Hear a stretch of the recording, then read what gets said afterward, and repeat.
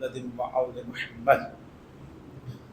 اعوذ باللہ السمیع العلیم من الشیطان الرجیم. بسم اللہ الرحمن الرحیم. الحمد للہ الذی جعلنا من المتمسکین بولایتہ امیر المؤمنین علی بن ابی طالب.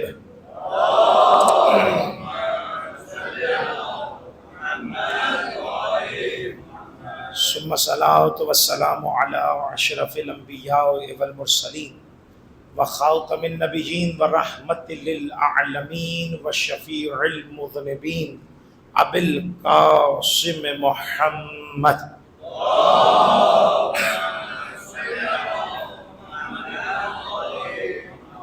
وآلہ وعطرتہ وأہل بیتہ الطیبین الطاہرین المعصومین المظلومین ولعنۃ اللہ علی اعدائہم اجمعین.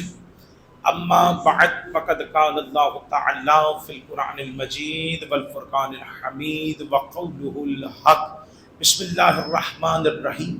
الیوم اکملت لکم دینکم واتممت علیکم نعمتی. صلوات پڑھیں گے مل کر محمد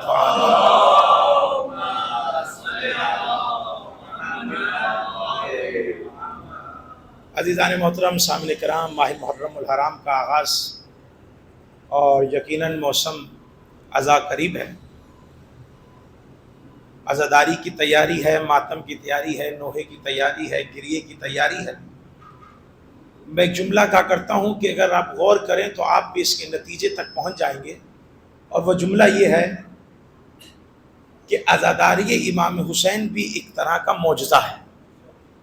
عزاداری بھی ایک معجزہ ہے. معجزوں کی تعریف میں سے ایک یہ ہے کہ فطرت پر غالب آ جاتی ہے. معجزوں کی تعریفوں میں سے ایک تعریف یہ بھی ہے کہ فطرت پر غالب آ جائے. تو ہم نے دیکھا کہ پوری کائنات میں چاند دیکھنا یا کسی چاند کا انتظار کرنا یہ کس معنی میں استعمال کیا جاتا ہے. ہر جگہ چاند اس نیت سے دیکھا جاتا ہے کہ چاند جو آئے، نظر آئے، تو نظر آنے کے بعد ہم وہ تہوار منائیں، ہم وہ خوشی منائیں. یعنی پوری کائنات میں چاند کا اس لیے انتظار کیا جاتا ہے کہ خوشی منائیں، لیکن محرم کے چاند کا شیعہ اس لیے انتظار کرتے ہیں کہ ہم غم منائیں. تو یہ فطرت پر غالب آ رہا ہے یا نہیں آ رہا؟ پھر سب چھوڑیے، جیسے ہی محرم کا آغاز ہوتا ہے لاکھوں کروڑوں ممبر سج جاتے ہیں. کہاں کہاں عزاداری امام حسین نہیں ہو رہی، کہاں کہاں ماتم نہیں ہو رہا، کہاں کہاں گریہ نہیں ہو رہا، کہاں کہاں میرے آقا کا نام نہیں لیا جا رہا. ہر جگہ میرے آقا کا نام لیا جا رہا. لاکھوں کروڑوں ممبر سج چکے ہیں. تو مجھے بتائیے کہ کوئی بات روز اول سے طے ہے کہ ممبر پر آ کر بس یہی بیان ہوگا، اس کے علاوہ کچھ بیان نہیں ہوگا، آپ کو یہی موضوع پڑھنا ہے، اس کے علاوہ موضوع نہیں پڑھنا؟ ایسا نہیں ہے. کیوں نہیں ایسا؟ اس لیے کہ جب ممبر سجے ہیں تو کسی ممبر کا موضوع توحید رکھا گیا، کسی ممبر کا موضوع رسالت رکھا گیا، کسی ممبر پر موضوع جو ہے وہ امامت رکھا گیا، کسی ممبر پر موضوع جو ہے وہ نماز پر بات ہوگی. لیکن مجھے بتائیے اگلے دن اسی مجلس میں باپ جب اپنے بیٹے کو لے کر آتا ہے تو یہ کہتا ہے کہ آئے چلو مجلس توحید میں چلتے ہیں، یا یہ کہتا ہے کہ آؤ چلو مجلس رسالت میں چلتے ہیں. موضوع کچھ بھی ہو، باپ بیٹے سے یہی کہتا ہے کہ مجلس حسین میں چلتے ہیں. کیوں؟ کیونکہ مجلس حسین اس چیز کا نام ہے جہاں آپ کو توحید بھی ملے گی، نبوت بھی ملے گی، امامت بھی ملے گی، نماز بھی ملے گی. تو اب اس عارف کا جملہ سمجھ میں آنا چاہیے جس نے کہا تھا کہ دین است حسین، دین میں حسین نہیں، دین ہی حسین ہے. صلوات کا سہارا دیں گے مل کر محمد علیہ. توجہ کیجئے گا جملہ. میں آتا ہوں جو آیت میں نے پڑھی اور آیت میں نے کہ کیوں پڑھی اس پر میں آؤں گا، لیکن ان جملوں کو سماعت فرمائیے تاکہ عزاداری کی جو ہے وہ بنیاد جو ڈلی ہے وہ آپ اس دن کم از کم اپنے ان مرحومین کو ضرور یاد کیا کریں کہ جن مرحومین نے آپ کے دل میں ولایت علی کو بیج جو ہے وہ بویا ہے، آپ کو غم اور ماتم سکھایا ہے. ہمارے بڑوں کا بہت کام ہے، قسم سے ہمیں تو عزاداری ایسے ملی ہے کہ جیسے پلیٹ میں رکھ کے پیش کی گئی ہو.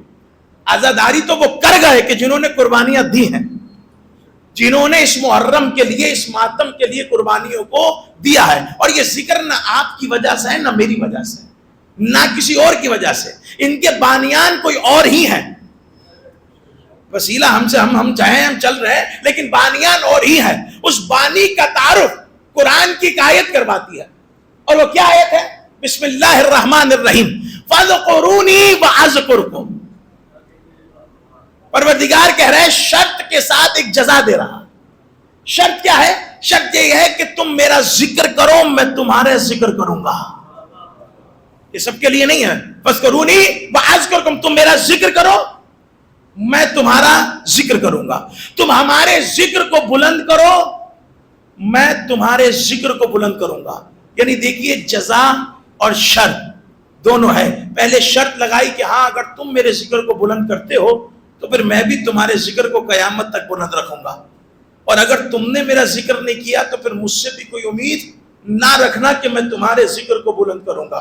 پروردگار کوئی ایسی مثال بتا دے کہ جس نے تیرے ذکر کو بلند کیا ہو اور تو نے قیامت تک کے لیے اس کے ذکر کو بلند کر دیا ہو. تو آواز آئے گی کہ ہاں مثال موجود ہے کہ جناب ابراہیم اپنی بیوی اور بچے کو صحرا میں چھوڑ کر میرے ذکر کو بلند کرنے کے لیے ایک جگہ گئے.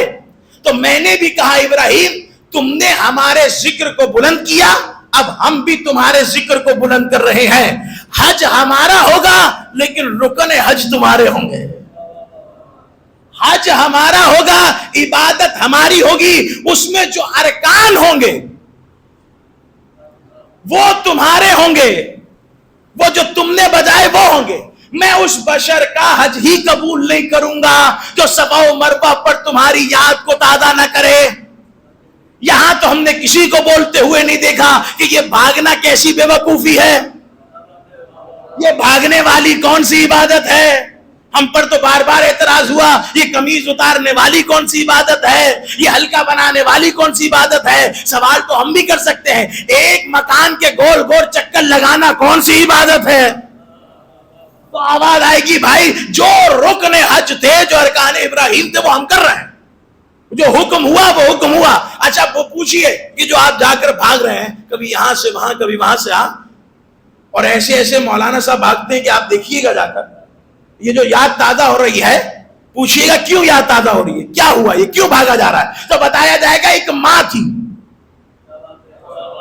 آپ تیار ہیں سننے کے لیے؟ ایک ماں تھی جو اپنے بچے کی پیاس کے لیے اس جگہ پر دوڑی تھی، جو اپنے بچے کے پیاس کے لیے ایک جگہ سے دوسری جگہ گئی تھی. تو اللہ کو وہ عمل اتنا پسند آیا کہ اللہ نے اسے عبادت کا حصہ بنایا. اب اس جملے کو ذرا دوسرے رخ سے بھی سنیے. میں یوں کہوں گا کہ ایک خاتون تھی جو ایک معصوم کی پیاس بجھانے کے لیے ایک جگہ سے دوسری جگہ گئی. یعنی پتا چلا کسی معصوم کی پیاس کو بجھانے کے لیے کوئی سعی کی جائے تو اللہ اسے عبادت میں شمار کرتا ہے، بدعت میں شمار نہیں کرتا. صلوات کا ہدیہ دیں گے مل کر محمد آل محمد میں جو کیجئے گا.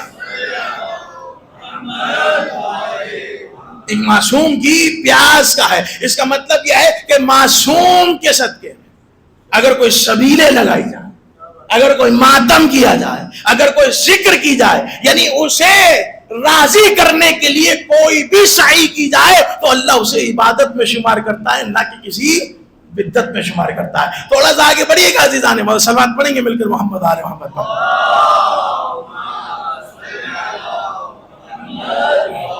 تو پروردگار کی طرف سے حکم ہے اور آواز ہے کہ دیکھو ابراہیم نے ہمارے ذکر کو بلند کیا، ہم نے ابراہیم کے ذکر کو ابھی تک بلند رکھا ہوا ہے. اچھا پروردگار کوئی طے ہے، کوئی چیز طے ہے کہ کون کتنا ذکر کرے تو اس کا اتنا ذکر کرے؟ کون ذکر جتنا ہے کتنا ذکر کرے؟ جب پوچھا گیا کہ بتائیے کہ اللہ ہمیں یاد کرتا ہے، کہاں کرتا ہے، کہا کتنا یاد کرتا ہے؟ تو جواب دیا گیا جتنا تم خدا کو یاد کرتے ہو اتنا خدا تمہیں یاد کرتا ہے. صلوات پڑھیں گے مل کر محمد؟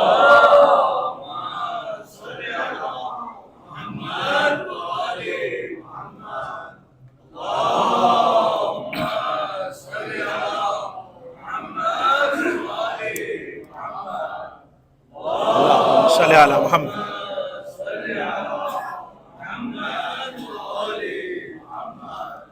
توجہ رکھیے گا، آواز آپ تک آئے گی انشاءاللہ. پڑھ لیں درود. اب یہاں یہ بات آئی، کتنا ذکر کرتا ہے خدا، تمہیں کتنا یاد کرتا ہے؟ کہ جتنا تم خدا کو یاد کرتے ہو خدا اتنا ہی تمہیں یاد کرتا ہے. یعنی جتنا ذکر تم خدا کا بلند کرو گے اتنا ہی خدا تمہارا ذکر بلند کرے گا. جب یہ بات طے ہو گئی تو عزیزو یاد رکھیے گا، یہ کربلا کوئی کل کا واقعہ نہیں ہے، کوئی 2 سال پہلے کا واقعہ نہیں ہے، 1400 برس پہلے کا واقعہ ہے اور بہت پرانا واقعہ ہے. اب سوچئے کہ حسین نے آخری سجدے میں خدا کا کتنا ذکر کیا ہوگا کہ اللہ آج تک حسین کے ذکر کو بلند کیے رکھا ہے. آج تک میرے آقا کا ذکر چل رہا ہے. تو یہ جو بانی ہے مجلس حسین ہے وہ خود اللہ ہے. جب تو خدا ہے اس وقت تک عزاداری امام حسین باقی رہے گی، اس وقت تک ذکر امام حسین باقی رہے گا. صلوات پڑھیں گے مل کر محمد آل محمد.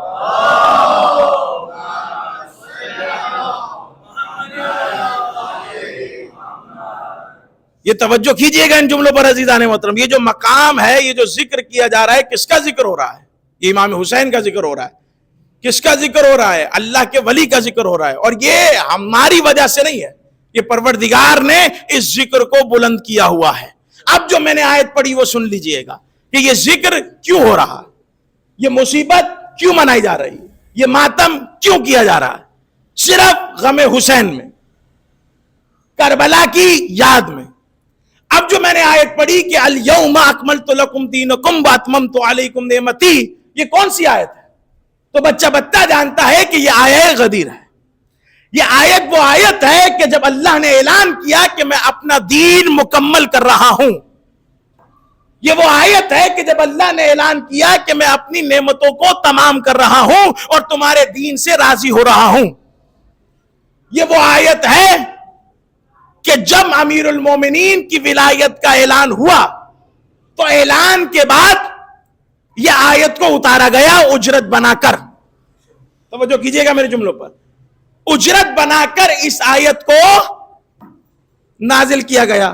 کیا کہ الیوم اکملت لکم دینکم واتممت علیکم نعمتی. اب جب آیت پڑھ دی ہے تو یہ جملہ بھی کہہ دیتا ہوں تاکہ اس آیت کا مقصد پورا ہو جائے پڑھنے کا. یاد رکھیے گا، نماز تھی، اللہ کا دین مکمل نہیں تھا.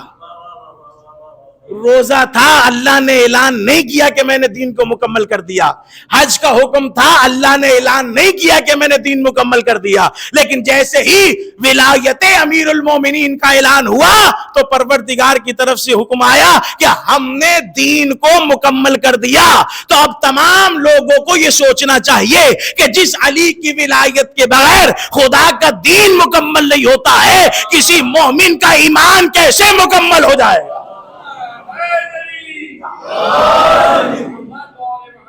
صلوات اللہم صلی علی محمد. توجہ کر رہے ہیں عزیزان محترم. اچھا دیکھیے، یہ مائک بند ہو گیا، یہ لائٹ بند ہو گئی، یہ چیزیں جو ہیں یہ آنے جانے والی چیزیں ہیں اور یہ بندوں کی بنائی ہوئی ہیں. تو بندے کے بنائے ہوئے پر ہم نے کبھی بھروسہ کیا ہی نہیں ہے. صلوات پڑھیں گے مل کر محمد آل محمد.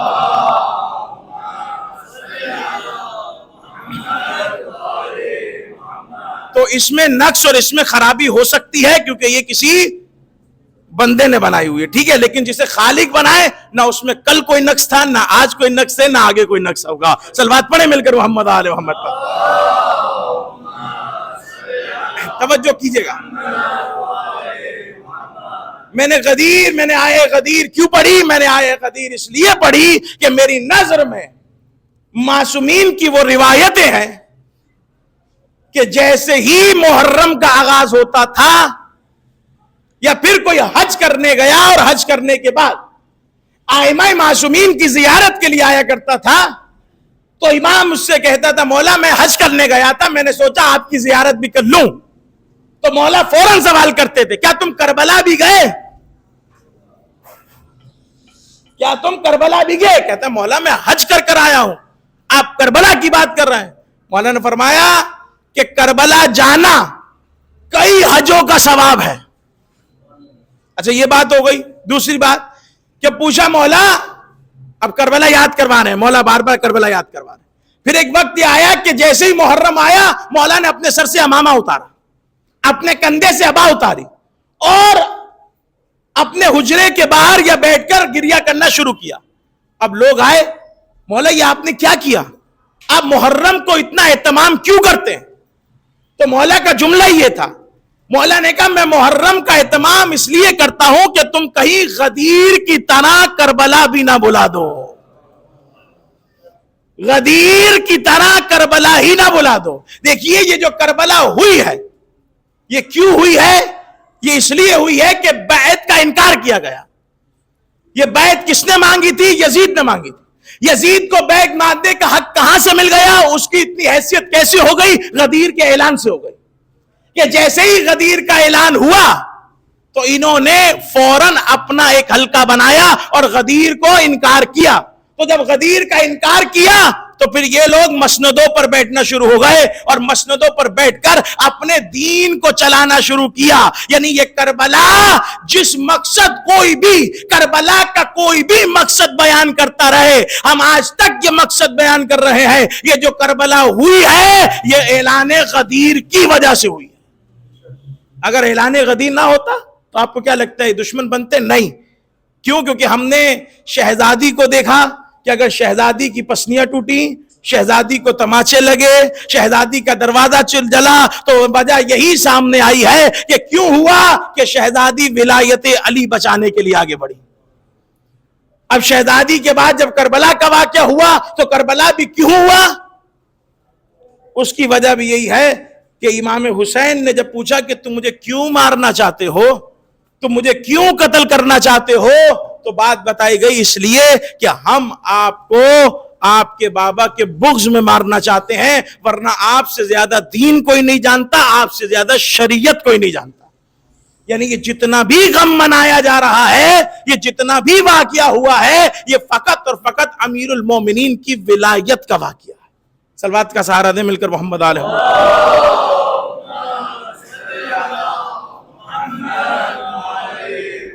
اب آپ کو زیادہ تکلیف دینا مجھے اچھا نہیں لگ رہا کیونکہ لائٹ نہیں ہے اور گرمی آپ کو بھی لگ رہی ہے, مجھے بھی لگ رہی ہے, تو بہت جلد سے جملے کہہ کر آپ کی زحمتوں کو تمام کرنے کی طرف جا رہا ہوں کہ یاد رکھیے گا کہ یہ جو پیغام ہے, پیغام غدیر, مولا چاہتے تھے کہ کربلا آباد رہے کیونکہ کربلا کے آباد رہنے سے غدیر آباد رہے گی.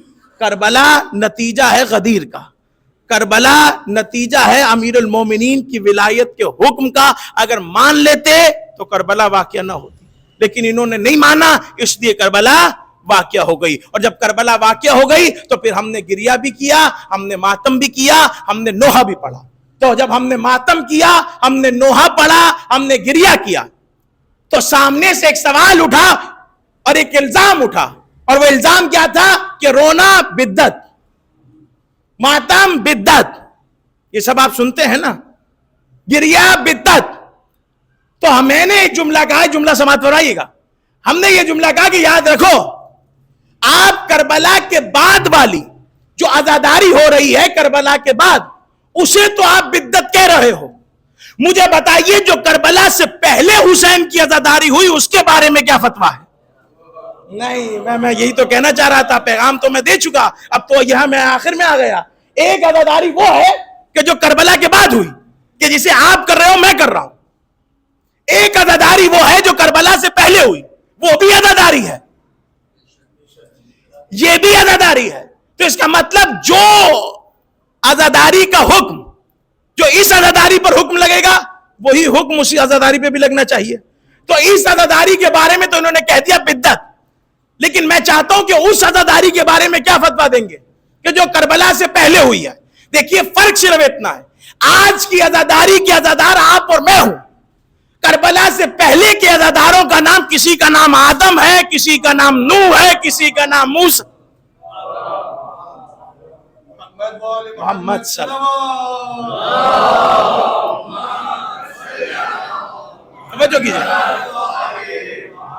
کسی کا نام آدم, کسی کا نام نوح, کسی عزادار کا نام، کل ایک جملہ کہا میں نے ایک مجلس میں، پتہ نہیں وہاں کون کون موجود تھے، لیکن سن لیجئے گا کہ عزادار یہ کوئی چھوٹا منصب نہیں ہے، آج کے دور کا سب سے بڑا منصب ہے ہی عزادار۔ کسی عالم کا جملہ ہے، اس سے پوچھا گیا کہ آج کے دور میں سب سے بڑا منصب کیا ہے، تو آواز دے کر کہنے لگے عزادار۔ پوچھا گیا کیوں؟ عزادار تو امیر بھی ہوتا ہے، غریب بھی ہوتا ہے، یہ بڑا منصب کیسے ہو گیا؟ بڑا منصب ہوتا ہے وزیر اعلیٰ ہونا، بڑا منصب ہوتا ہے وزیر اعظم ہونا، بڑا منصب ہوتا ہے چودھری ہونا، بڑا منصب ہوتا ہے وڈیرا ہونا، اور آپ کہہ رہے ہو کہ عزادار ہونا؟ کہنے لگے دلیل ہے۔ کہ کیا دلیل ہے؟ کہ دلیل سامنے کی ہے، اگر کہو تو بتاؤں۔ کہنے لگے عرض کیجئے۔ کہنے لگے دلیل یہ ہے کہ جتنا بڑا بھی وزیر اعظم ہو، جتنا بڑا بھی وزیر اعلیٰ ہو، جتنا بڑا بھی سی ایم ہو، جتنا بڑا بھی وڈیرا ہو، جتنا بڑا بھی چودھری ہو، وہ اپنے گھر میں دنیا کو تو بلا سکتا ہے، محمد کی بیٹی کو نہیں بلا سکتا۔ عزادار کا کمال یہ ہے کہ وہ فرش عزا بچھاتا ہے، محمد کی بیٹی کو گھر بلا لیتا۔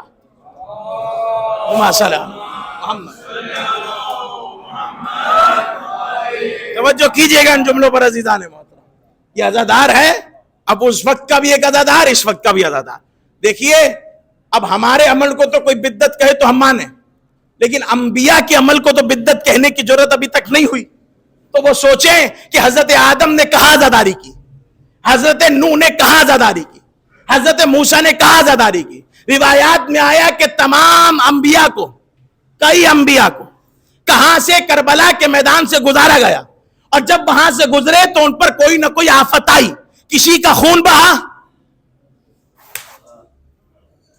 حضرت موسیٰ کے لیے ہے کہ وہاں سے جب گزرے ہیں تو خون بہا، حضرت ابراہیم کے لیے ہے کہ جب گرے تو سر پر چوٹ آئی تو خون بہا، اور جب پوچھا گیا کہ پروردگار کوئی گناہ سرزد ہو گیا تو آواز دے کر کہنے لگے نہیں، گناہ سرزد نہیں ہوا، یہاں ہمارے حسین کا خون بہنا تھا تو ہم نے چاہا کہ تمہارا خون بھی اس خون میں شامل ہو جائے۔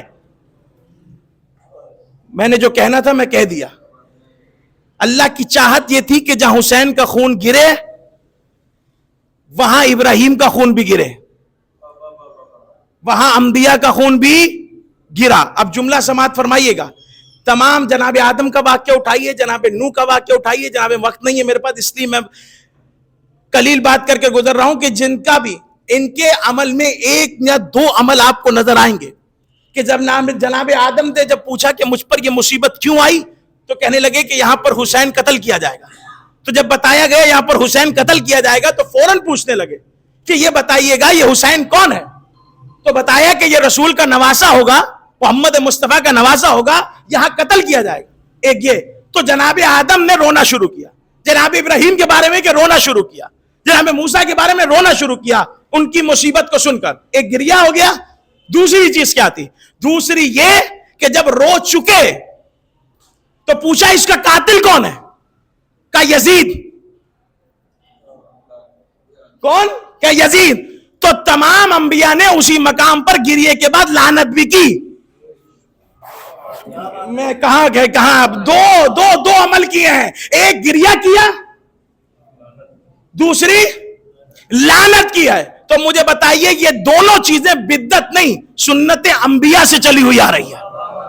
گریہ بھی لعنت بھی، گریہ بھی لعنت بھی۔ اب گریہ کرتے رہو اور کہتے رہو جس نے بھی کیا ہمارا اس سے کوئی مطلب نہیں۔ یعنی میں اس کو یوں کہوں، ارے فضائل بہت ہیں، ہمیں کسی کو کہنے کی کیا ضرورت ہے؟ ارے بھائیا کیا کر رہے ہیں؟ یہ آپ منافقت کر رہے ہیں، آپ ادھر بھی رہ رہے ہیں ادھر بھی رہ رہے ہیں۔ آپ کو ایک طرف ہونا پڑے گا، گریہ بھی کرو، ان کے دشمنوں پر لعنت بھی کرو۔ توجہ کیجئے ان جملوں پر عزیزان محترم جو آپ سے کہہ رہا ہوں کہ گریہ بھی کیا لعنت بھی کی، گریا بھی کیا، لعنت بھی کی. اور گریے سے بڑی چیز لعنت تو اہل بیت کو اتنی پسند ہے کہ امیر المومنین حج بیت اللہ پر امیر المومنین جب بیت اللہ کی زیارت کرنے کے لیے آگے بڑھے تو بڑھتے بڑھتے دیکھا کہ دو شخص ہیں جو غلاف کعبہ سے لپٹے ہوئے کچھ عمل کر رہے ہیں. علی قریب گئے، علی نے ایک کو سلام کیا، ایک کو سلام نہیں کیا. علی نے جس کو سلام نہیں کیا تھا وہ اٹھ کر مولا علی کے پاس آیا، یا علی مجھ سے کوئی غلطی ہو گئی، آپ نے اسے سلام کیا، مجھے سلام کیوں نہیں کیا؟ مولا نے کہا اسے بھی بلا، تو بھی آ جا. دونوں کو بٹھایا، بٹھانے کے بعد بولا اچھا بتا تو کیا عمل کر رہا تھا جسے سلام کیا تھا؟ کہنے لگا مولا میں آپ پر درود پڑھ رہا تھا. دوسرے سے پوچھا جسے سلام نہیں کیا تھا، تو بتا تو کیا عمل کر رہا تھا؟ کہنے لگا مولا میں آپ کے دشمنوں پر لعنت کر رہا تھا، تو اسی لیے تجھے سلام نہیں کیا، تو اسی لیے تجھے سلام نہیں کیا. کہتا مولا مجھے لعنت نہیں کرنی چاہیے تھی. مولا نے کہا نہیں، ایسا ہوتا تو میں تجھے سلام کرتا، ایسا ہوتا تو میں تجھے سلام کرتا. اگر دیکھو سلام ہے مستحب، جواب دینا ہے واجب. میں تجھے سلام کرتا تو تو مجھے سلام کا جواب دیتا، تو جواب دیتا تو لعنت کا سلسلہ رک جاتا. ہم یہ تو برداشت کر سکتے ہیں کہ درود کا سلسلہ رک جائے، یہ نہیں کہ ہمارے دشمنوں پر لعنت کا سلسلہ رک جائے. توجہ کر رہے ہیں عزیزان محترم ان جملوں پر؟ آپ یہ روایات پر کہ لعن مولا کے پاس، مولا کے دو لباس ہیں، ایک کو آپ پر درود پڑھ کر سیا ہے، ایک کو آپ کے دشمنوں پر لعنت کرتے ہوئے سیا ہے. نماز کس میں افضل؟ مولا نے کہا وہ لباس جو ہمارے دشمنوں پر لعنت کر کے سیا ہے اس میں نماز زیادہ افضل ہے. لعنت کو بڑی ترجیح دی گئی. اسی لیے جب امام جعفر صادق علیہ الصلوۃ والسلام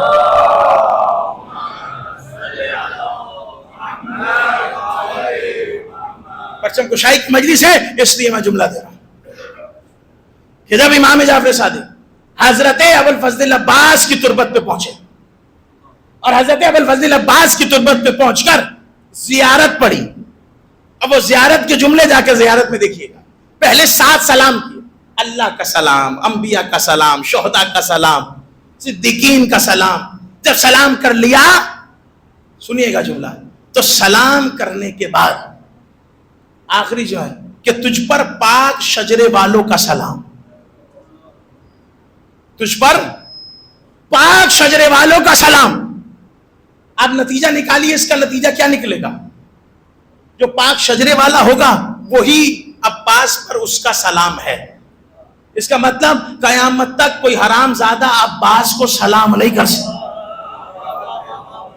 میں نے جملہ کہہ دیا آپ کے سامنے، قیامت تک کوئی حرام زادہ عباس کو سلام نہیں کر سکتا. جب زیارت پڑھ لی تو کھڑے ہوئے اور کھڑے ہو کر 3 لعنتیں کی ہیں مولا نے. ابوالفضل عباس کے روزے پہ کھڑے ہو کر 3 لعنتیں امام نے کی. کہنے لگے لعن اللہ من قتل، لعنت ہو اس پر جس نے تجھے قتل کیا. دوسری لعنت کیا تھی؟ لعنت ہو اس پر کہ جو عباس کے حق سے جاہل ہے. جملہ سماعت فرمائیے گا، جو عباس کے حق سے جاہل ہے اس پر لعنت ہو. اور تیسری لعنت کیا تھی؟ ایک لعنت اسی کے اگلا جملہ تھا لعنت کا، اور اس پر کہ جو عباس کی منزلت میں کمی کرے اس پر بھی مولا کہہ رہے ہیں لعنت ہو. یعنی اب سمجھ میں آیا؟ اپنی خون کا پتہ نہیں ہے، اپنی نسل کا پتہ نہیں ہے، لیکن بات کرنی ہے عباس کی عصمت پر. اپنا پتہ نہیں ہے لیکن بات کرنی ہے عباس کے عہدے پر، بات کرنے ارے عباس کی فضیلت یہ ہے اگر انبیاء کی کتار بیٹھی ہو، عباس گزرے تو انبیاء کھڑے ہو جاتے ہیں. یہ عباس کا احترام ہے کہ جو روایات میں بتایا گیا. عزیزان محترم آخری لعنت سنیے، مولا نے فرمایا لعنت ہو اس پر بینک و بین الماء والفراء، لعنت ہو اس پر اللہ کی کہ جو عباس اور فرات کے درمیان حائل ہوا. سمجھے آپ؟ کہاں حائل ہوا؟ عباس اور فرات کے درمیان حائل ہوا. اب وجہ پتہ نہیں کیا ہو سکتی ہے، لیکن سمجھ تو یہی آیا کہ حائل ہونے کا مقصد یہ تھا کہ سکینہ تک پانی نہ پہنچنے پائے. حائل ہونے کا مقصد یہ تھا کہ حسین کے بچے پیاسے رہیں، لیکن عباس تو حسین کے بچوں کی آس تھا۔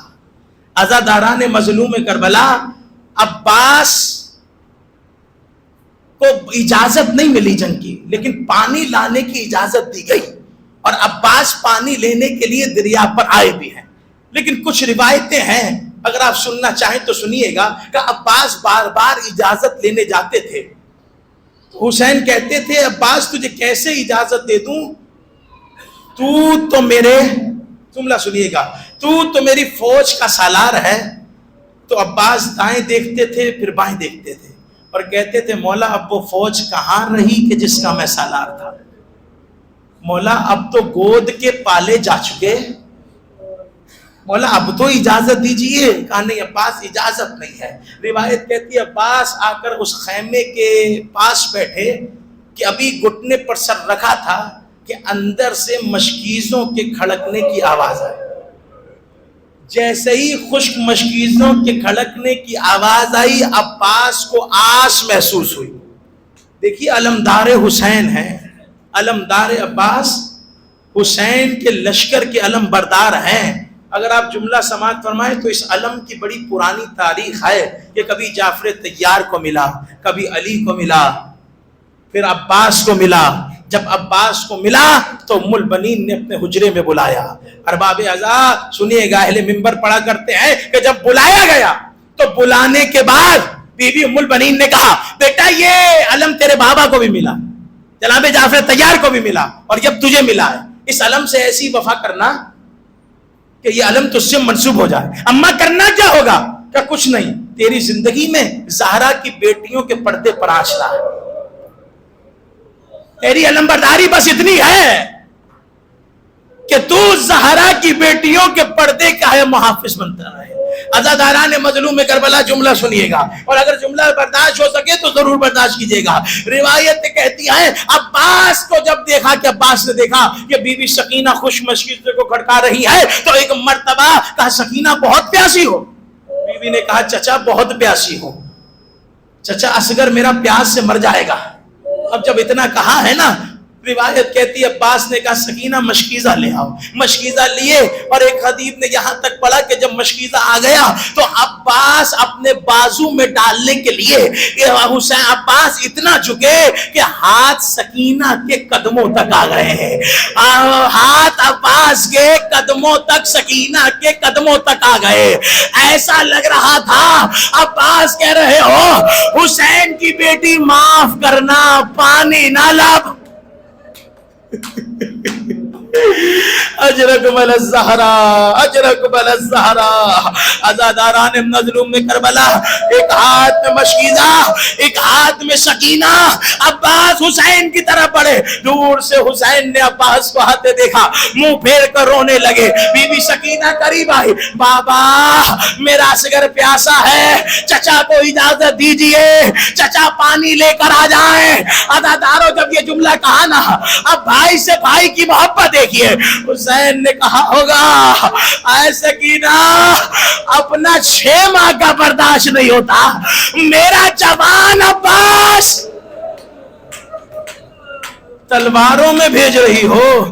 عزاداروں ابھی بھی کوئی یہ سوچ رہا ہو کہ مجھے رونا چاہیے یا نہیں رونا چاہیے، ابھی بھی کوئی یہ سوچ رہا ہو کہ چاند آ جائے تو میں روؤں تو اس کی اپنی قسمت ہے، لیکن میں نے ممبر والوں سے یہ سن رکھا ہے کہ جب یہ مجلسوں کے فرش بچ جاتے ہیں تو ایک ٹوٹی ہوئی پسلیوں والی بی بی آ جاتی ہے، بی بی سکینہ آ جاتی ہے۔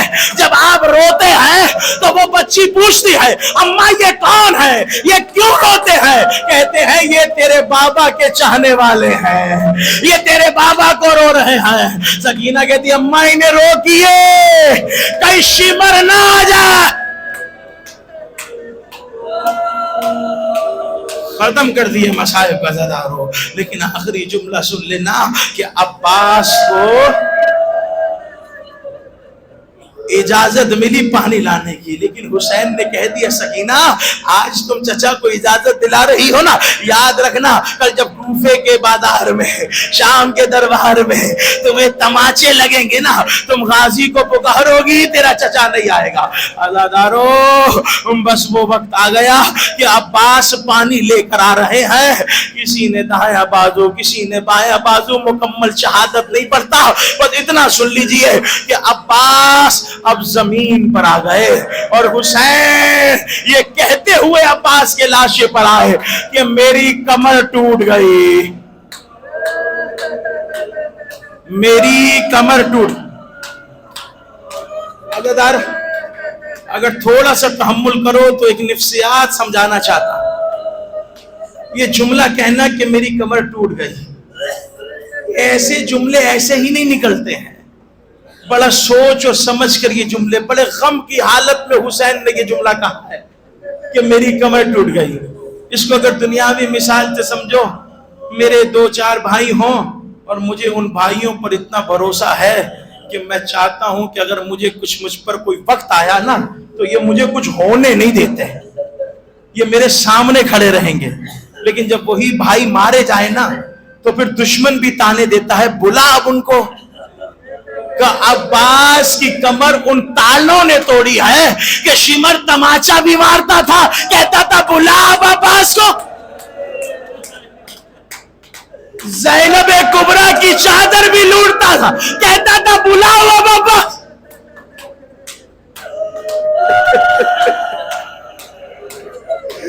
عزادارو جب میری شہزادی کی چادر لٹی ہے نا، نیزے سے چادر اتری، بی بی نے فرات کا رخ کیا، عباس میری چادر کے۔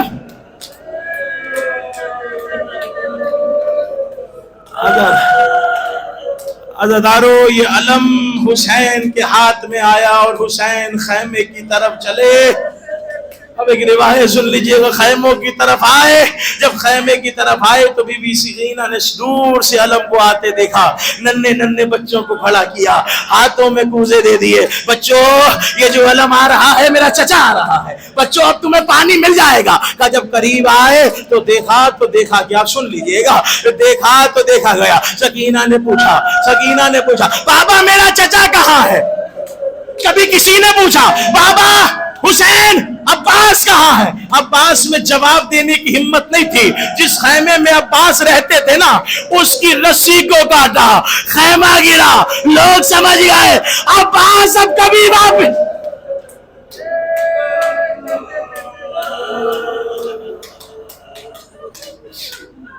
الا لعنت اللہ وسیعلم الذین ظلموا۔ دعا ہے پروردگار عالم کی، پروردگار ہماری اس عبادت کو اپنی بارگاہ میں قبول کرے، صغیرہ کبیرہ گناہ معاف، واجبات ادا کرنے کی توفیق عطا فرما۔ تو رحمان تو رحیم تجھے واسطہ محمد والے محمد کا، جتنے مومنین بیٹھے ہیں سب کی جان مال عزت اور آبرو کی محافظت فرما۔ دیگر ہمارے وقت امام زمانہ کے ظہور میں تاجیل فرما۔